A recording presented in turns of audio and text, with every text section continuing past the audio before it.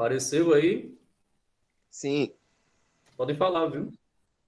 Beleza.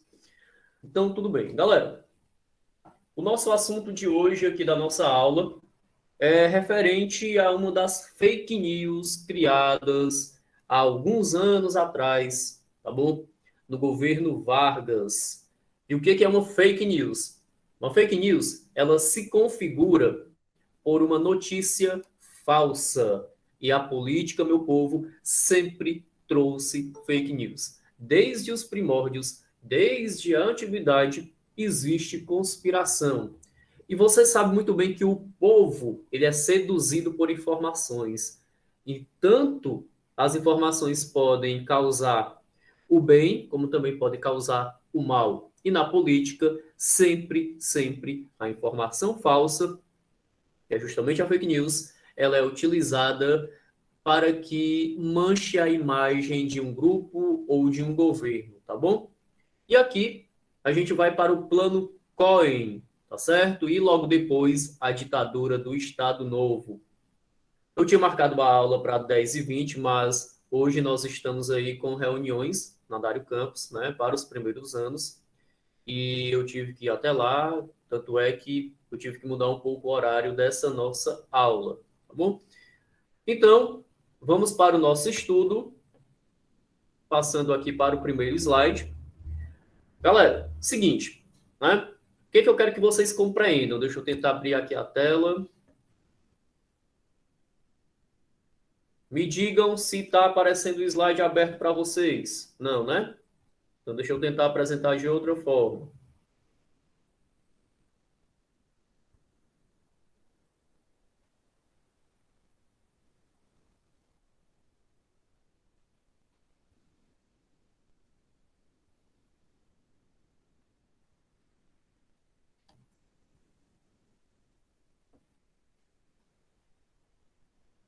Está aparecendo o slide para todos agora?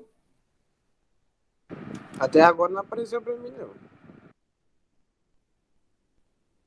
Eu estou com duas telas, né? Onde tem a Luísio apresentando, ou apresentação, você vai clicar e fixar ela. É onde está o slide. Pra mim tá aparecendo. Apareceu agora. Pronto, excelente. Então, galera, a nossa aula hoje é sobre essa fake news que foi o plano Cohen. Eu vou explicar, esmiuçar aqui rapidinho, tá? E o Estado Novo, resumindo ele, tá bom? Então vamos lá. O que acontece, né? Em 1937, aqui no Brasil, o Getúlio Vargas estava no poder. Desde 1930, o Vargas, esse jovem aí, revolucionário, entrou para acabar com as oligarquias, né? E implementou um novo governo. Só que o Vargas, não dá para a gente entender os governos de Vargas olhando só para o nome dele. Porque o Vargas, ora, ele entra com um discurso de revolucionário. Ora, ele veste o paletó da democracia e diz que vai ser democrático. E em outro momento, que é o de agora, o Vargas é um ditador. Ele implementa um governo discriminatório, né, opressivo, uma ditadura mesmo, instaurada, de controle geral da nação. Então, Vargas é essa figura aí, mítica do Brasil, que a gente estuda por esses diversos pontos de vista, tá bom? Então, o que ocorre, né? Em 1937, o Getúlio Vargas ele vai declarar estado de sítio e estado de guerra no Brasil. E o argumento que ele utiliza é o medo do comunismo. Getúlio Vargas, um cara muito inteligente, ele combatia duas frentes. O Vargas, ele tinha um perfil muito parecido com o governo italiano, fascista, do Benito Mussolini. Só que, ao mesmo tempo, o Vargas utilizava uma figura de que ele, Getúlio Vargas, era o grande pai protetor da nação, né? O pai dos pobres. Getúlio Vargas, ele busca esse título para ele. E ele vai se utilizar dessa imagem. O jovem Getúlio Vargas, né, para a gente analisar a figura dele, a gente precisa entender que em 1937 o mundo estava passando por diversas movimentações políticas, surgimento, né, do comunismo, dos partidos comunistas, surgimento do nazismo, do Partido Nazista lá na Alemanha, surgimento do fascismo, Partido Fascista na Itália. Aqui no Brasil não foi diferente. Surgiu o AIB, Ação Integralista Brasileira, o grupo fascista igual da Itália, aqui no Brasil, liderado por Plínio Salgado, né? Eles defendiam um lema chamado Deus, Pátria e Família. Então, entendam, existiu o fascismo aqui no Brasil também. O Vargas, até que ele gostava um pouco da ideia fascista, sabe? Tanto é que o Vargas ele tinha relações comerciais com o Hitler e com o Mussolini, com a Alemanha e com a Itália, não é isso? E aqui no Brasil também surgiu o comunismo, né? O comunismo que teve como uma grande revolução a Revolução Russa, surgindo depois a União Soviética, a fundação do comunismo por lá chegou também até o Brasil por um cara chamado de Luiz Carlos Prestes. Aqui no Brasil, o nome do grupo principal era ANL, Aliança Nacional Libertadora. Entendam que essas correntes políticas, ideológicas, chegam até o Brasil. O Vargas, ele observa com cautela esses dois grupos e ele combate os dois grupos, né? Interessante ver isso. Ele combate os dois grupos. Mas o que ocorre? Em 1937, o Vargas ele está em um Brasil que está movimentado pelo comunismo e pelo fascismo. E o mundo estava passando pelo início da Segunda Guerra Mundial. Então Vargas ele pensa assim, ó, existe uma galera aí que está aliada do comunismo, que quer fazer uma revolução aqui no Brasil, que quer mudar o governo, assim como eu fiz. O Vargas fez isso em 1930. Ele tomou o poder, ele deu um golpe, tomou o poder dos oligarcas. E ele sabia que podiam fazer a mesma coisa com ele, né? Então, Vargas utiliza o discurso de que o comunismo, de que o socialismo vinha fazer uma revolução, o temor vermelho, né? Mil e uma conversas do comunismo, e aí a galera passa a ficar com um certo medo. O que ocorre, né? Em 35, aqui no Brasil, já teve uma tentativa de revolução comunista, que foi a chamada Intentona Comunista, certo? Só que essa tentativa não deu certo, né? E aí, um cara chamado Olímpio Mourão, ele era um cara do Exército do Brasil, se não me falha a memória, ele era tenente, ele cria Teve uma uma das tentativa de maiores fake news. Oi? Teve uma tentativa em O quê, 1935. cara? Uma tentativa de revolução comunista no Brasil. E o Tá? Luiz Carlos Prestes foi ele que trouxe o... Ele que liderou os comunistas aqui no Brasil. Pronto, valeu. Pronto. O que ocorre? Um cara chamado Olímpio Mourão, ele era do Exército, tá? E aí, ele também era integrante do AIB, que é a Ação Integralista Brasileira, aquele grupozinho fascista. E a Ação Integralista Brasileira Fascista era contra a Aliança Nacional Libertadora, a ANL, que era comunista. Então, fascismo e comunismo aqui eram contra um ao outro.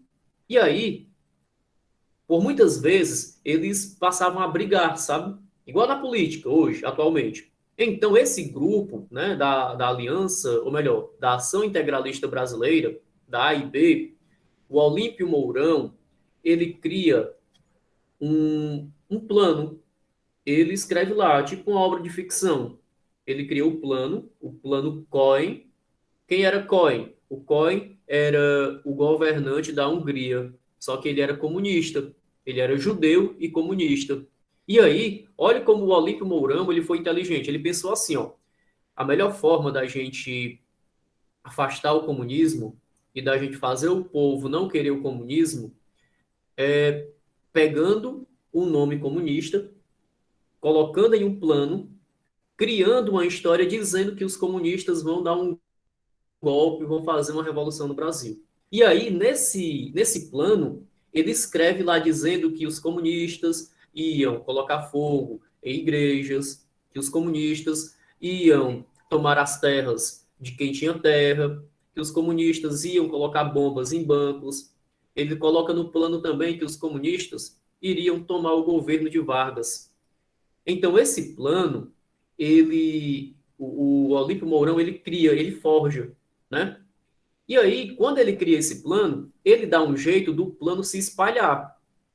Vocês sabem que hoje uma fake news, ela se espalha muito rápido, né? E hoje se espalha como a fake news? Na internet. Porque o mundo está muito global, né? O mundo está aí, qualquer pivetezinho utiliza a internet e vê, e propaga, espalha a conversa. Vez por outra, vocês recebem no WhatsApp um encaminhamento de alguma mensagem. Ninguém nem sabe quem criou a mensagem, mas está sendo encaminhada. Muitas vezes, essa mensagem ela é uma fake news. Por exemplo, existe fake news que é para manchar alguém, que cria uma história errada, falsa, e vai sendo espalhada, e cria uma proporção que todo mundo passa a escutar, a ver a mensagem, e ninguém sabe se é mentira ou verdade. E fica como verdade, porque ninguém sabe se é mentira, e o povo espalha. Assim se fez com o Plano COI. Ah, professor, nem tinha internet? Não tinha internet, mas tinha, sabe o quê? Jornais. E os jornais reproduziram o plano. O Vargas pegou o plano em mãos. Então, quando o Vargas pega o plano em mãos, ele é aconselhado pelo Exército a tomar medidas. E a medida que o Vargas toma é um golpe. Sabe por quê? De acordo com a Constituição, o que acontece? O Vargas ele entrou para o governo em 30. De 30 até 34 foi o primeiro governo dele, certo? Em 34, o Vargas ele ganha a eleição indireta, o povo não votou. Quem votou foram os deputados e elegeram Vargas. E aí, o Vargas ele ia ficar no segundo governo dele de 34 até 38, certo? Só que, depois desses 4 anos, o Vargas não podia mais ficar no governo. Era necessário ter uma eleição de acordo com a lei. E o Vargas sabia que ele ia sair do poder. Aí o que é que o Vargas pensa? Sabido, menino sabido. Rapaz, é o seguinte, eu termino o governo no próximo ano. Era 37, ó. Termino o governo no próximo ano. Então, para eu permanecer no governo, eu tenho que utilizar essa história dessa revolução comunista aí, do Plano COI. Eu vou dizer que os comunistas estão tentando fazer um golpe no Brasil e eu dou o golpe. Então, Vargas fez isso. Em 37, ele anuncia que iria permanecer no governo por tempo indeterminado. Então, Getúlio Vargas, ele aplica um golpe que é chamado de Estado Novo. Ele cria o Estado Novo, que é o governo dele, que vai de 37 até 45, e o Estado Novo, ele se assemelha a quem? Ao governo lá de Portugal, o Estado Novo de Salazar, que tinha o nome de Estado Novo também, e era o governo fascista. Então, gente, o Getúlio Vargas tinha essa característica, sabe? Ele gostava de corporativismo. O que é corporativismo? É quando o Estado ele controla a imprensa, é quando o Estado controla empresas, é quando o Estado controla cargos, é quando o Estado controla tudo. Então, o Vargas gostava disso. E ele utilizou o plano Cohen como se fosse aí uma verdade, mas vocês irão ver lá no futuro que o plano Cohen foi uma farsa. Ele não existiu e ele foi criado por um membro da Ação Integralista Brasileira fascista, que era a AIB. Então, assim, foi uma fake news que ajudou o Vargas no momento a aplicar o golpe dele, tá certo? Sobre esse primeiro momento de explicação, alguma dúvida?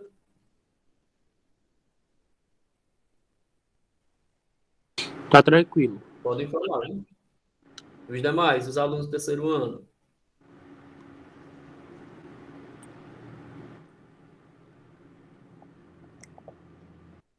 Podem falar, viu, gente? Podem digitar no chat aí também. Vamos para o próximo slide, próxima lâmina. Então tá aqui, ó. Esse foi o Plano Cohen, as instruções, né? Tudo isso daqui foi criado, certo? Inclusive, depois que o governo do Vargas acaba, em 45, o, um dos representantes das Forças Armadas, né, vai a público e ele fala que o plano era uma farsa, que não existiu, mas que eles não podiam declarar nada porque estava em estudo de governo. E como era segredo de Estado, eles não podiam dizer. Só que esse segredo de Estado custou para o Brasil anos de ditadura. O Vargas, ele foi, né, a gente estuda coisas que o Vargas fez boas, mas também coisas ruins, né? Pessoas foram presas, pessoas foram perseguidas, pessoas foram mortas, mataram, né? Existia departamento de perseguição. Então, assim, o Vargas, ele tem esses lados, né? Uns pontos positivos e outros negativos. E esse foi o plano que saiu aí nos jornais, ó. Eles estão vendo aí. E esse mesmo plano aí foi reproduzido para muita gente ver e ficar com medo da Revolução Comunista. Beleza. O nome Cohen foi dado em referência a um líder comunista, Bela Cohen, que governava a Hungria entre março e julho de 1919. Pouco tempo depois, com o apoio de várias lideranças nacionais, Getúlio autorizou o exército a cercar o Congresso Nacional. Meu povo, sabe o que é o Congresso? É o Senado e a Câmara de Deputados. O que o Congresso faz no Brasil? Vota em leis. Beleza? Sabe o que o Vargas faz? Ele chega lá, existiam alguns deputados e senadores que eram dos partidos de esquerda, né, comunistas. O Vargas, ele simplesmente diz assim: quem for comunista a partir de hoje não tem vez, eu vou fechar o Senado e vou fechar a Câmara. Resumindo, o Vargas diz assim, ó: a partir de agora, quem cria lei sou eu e quem aplica sou eu. Vocês não têm mais função. É como se ele entregasse para os deputados e senadores uma carta de demissão. Então é assim que começa uma ditadura. Hoje no Brasil, né, se nós perdermos o Senado e a Câmara, as leis, elas não podem ser votadas por nossos representantes. Vou já dar um exemplo. Há 2 dias estava na Câmara um projeto que iria, né, praticamente liquidar o piso nacional dos professores, que é o do salário. Ia acabar com o piso e ia colocar o piso, o valor do salário, de acordo com a inflação. E aí, o que ocorre? O presidente indica isso e cabe ao Senado, cabe à Câmara de Deputados votar, cabe ao Congresso votar. Por sorte, nós vencemos, eu digo assim nós, porque alguns deputados votaram a favor e outros contra. E os que votaram contra superaram os a favor do presidente. Então, a gente, né, que é professor, venceu, os deputados representantes da gente, venceram por 3 votos a mais. Resumindo, né, se só o presidente mandar, se fechar o Congresso, esse poder de decisão fica só para o presidente. Né? Se fechar Supremo, lei, só presidente. Se fechar Congresso, regra e lei, fica só para presidente. Foi isso que o Vargas fez. Ele passou a criar as leis, decretava do jeito que bem entendia, tá? Então vamos lá, né? O plano Cohen e a porta para o golpe, desvendando a farsa. Em 45, o Estado Novo estava em crise e foi revelado pelo general Góes Monteiro que o plano Cohen era falso. Né? O general do Vargas, ele foi a público e falou: olha, o documento foi forjado, foi criado pelo capitão Olímpio Mourão Filho, né, da Ação Integralista Brasileira. Essa AIB apoiava o Vargas, né, na época, e organizou o vazamento da informação, ou seja, fez com que o povo ficasse sabendo por meio de jornais, mas era tudo mentira. Né? E isso ajudou o Vargas a aplicar o golpe dele.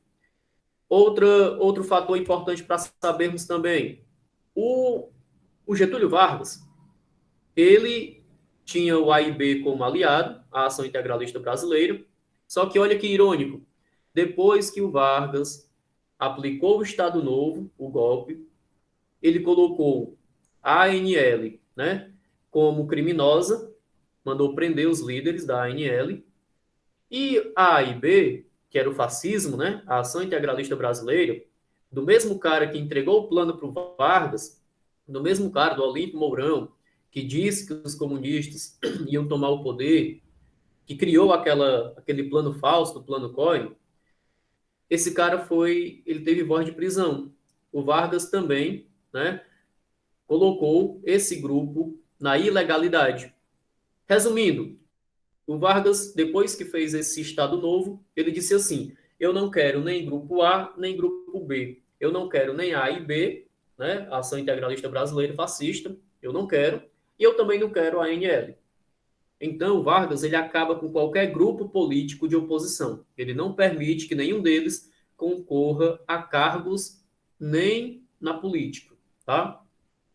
E aí, depois disso, o Vargas implementa o Estado Novo, né? O Estado Novo, ele tem como característica centralização política nas mãos do Vargas. O Vargas, ele conseguia controlar tudo. Censura. O que é censura, professor? Qualquer jornal que fizesse uma crítica a Vargas era fechado. E qualquer jornal que fosse produzir notícia, primeiramente a notícia tinha que ir lá para o departamento do Vargas. Depois que o Vargas lesse, aí sim, ele ia ver se podia deixar a notícia sair ou não. Então ele controlava a imprensa.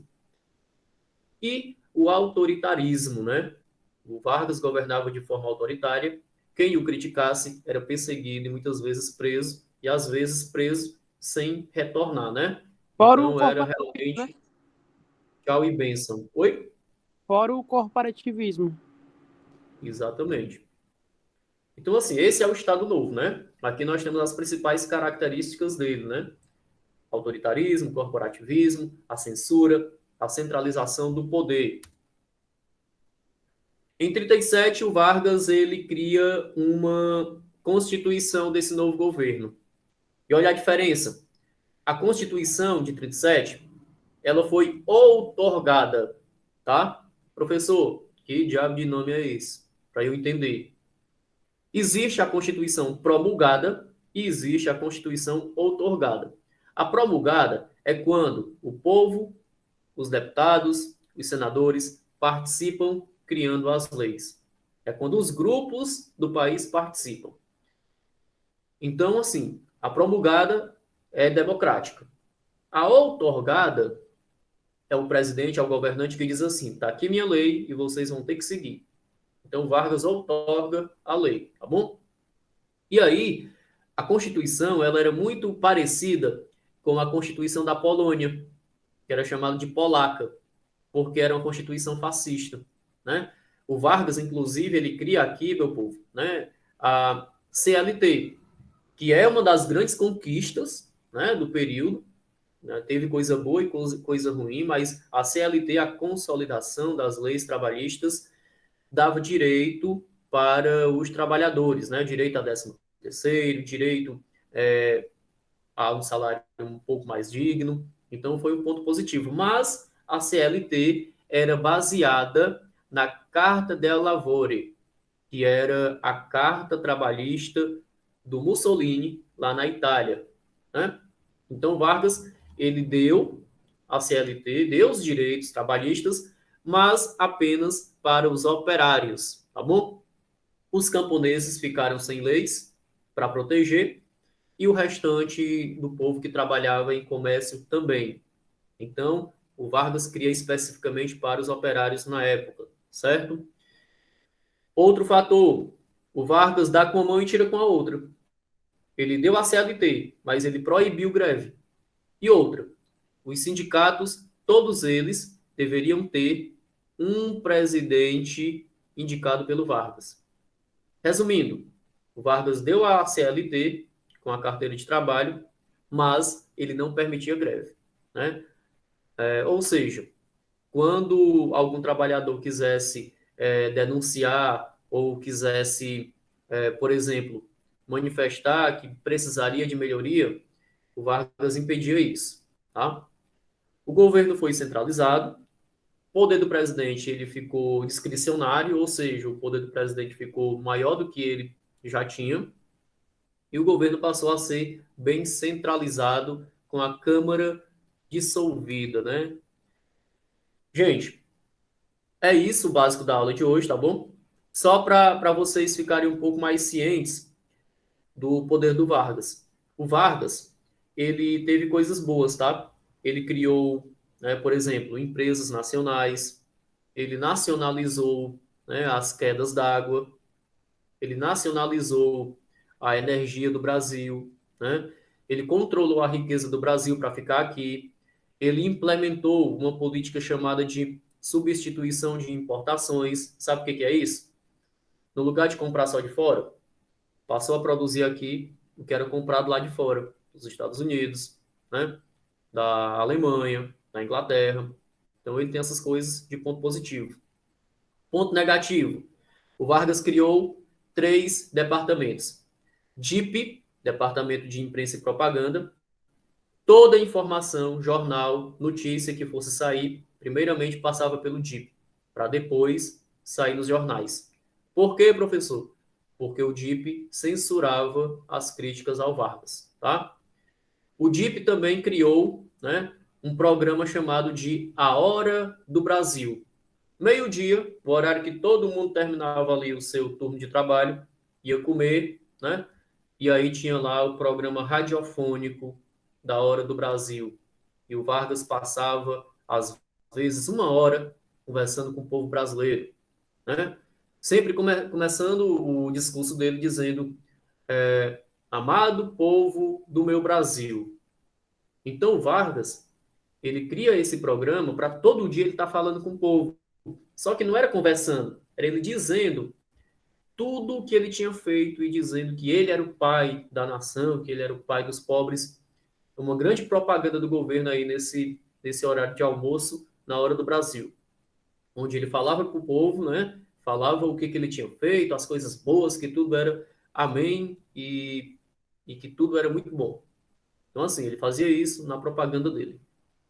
O departamento para o serviço público, o DASP. O Vargas cria o DASP, que é um departamento onde ele vai fiscalizar o serviço público, né? Essa fiscalização ocorre em todo o Brasil. O Vargas cria o DOPS, que é um departamento de ordem pública e social. É uma polícia que investiga todos aqueles partidos que querem fazer alguma manifestação, né? Então, pensou em fazer manifestação, o DOPS está com o pau. E é isso que acontecia. O DOPS pegava, capturava, prendia, torturava, muitos morriam e era para manter a ordem do Vargas, tá? Outro fator importante também, Getúlio Vargas, quando começa o Estado Novo, ele indica os governadores de cada estado, certo? Os interventores dos estados. No lugar de ter um governador eleito, ia ter o interventor dele, que governava de acordo com ele. Um fato interessante, que é bom salientar, Getúlio Vargas manda queimar todas as bandeiras